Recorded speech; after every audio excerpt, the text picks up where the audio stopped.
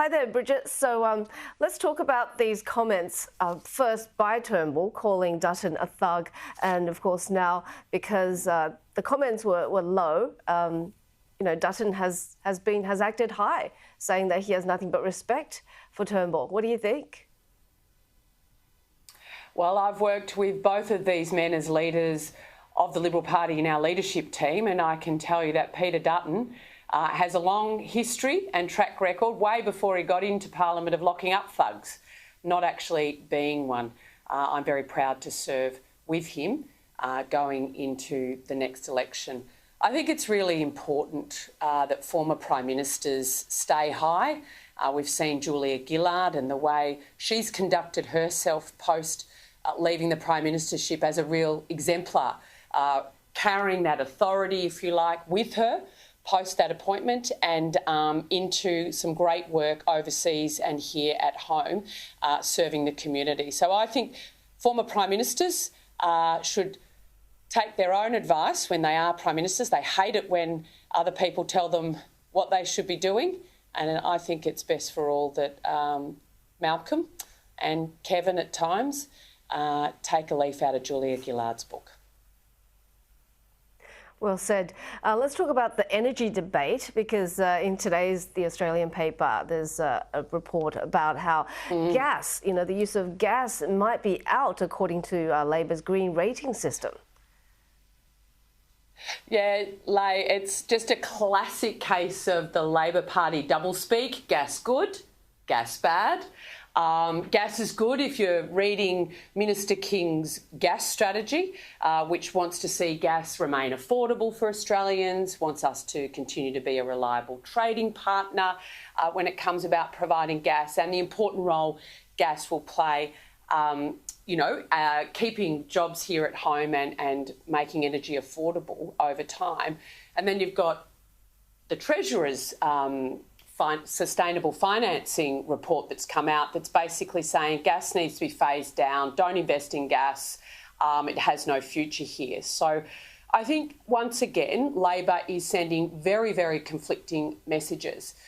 They've got a gas strategy that's out, been released, I think, for a couple of months now. But this policy by Jim Chalmers, if adopted, will completely undermine their own gas strategy. So, again, they're trying to have two different conversations with the Australian public on a very important and serious issue, which is our energy security and sovereignty as we head towards net zero by 2050. They're pretty clear about there being no nuclear, though. They are. They're real outliers, aren't they, in the G20 on that one? Every other major trading partner that we have, every developed economy similar to ours, has cheap and affordable and reliable energy as a result of net zero nuclear being part of their energy system. We've been able to avail ourselves over many, many decades on cheap coal. That isn't part of our future.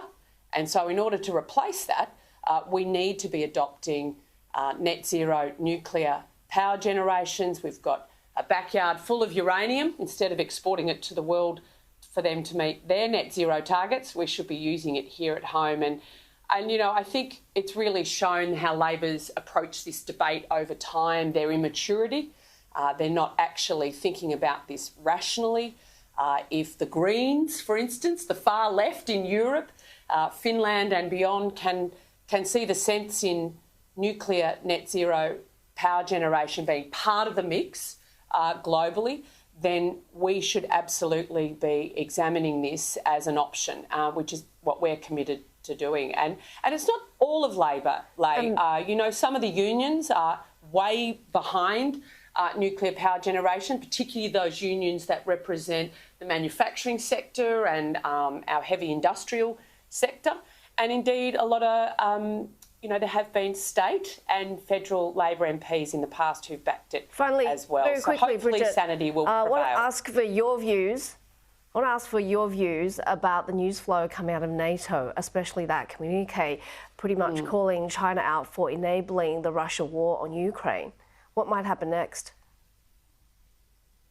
Yeah, I think it's important that we've got the Deputy Prime Minister there. I would have liked to have seen the PM there. I mean, if New Zealand and South Korea and Japan, a very important alliance with us in our region, can all be there, we should have had our Prime Minister there. But having said that, there is a danger globally for liberal democracies such as ours with the partnership, shall we say, between China and Russia.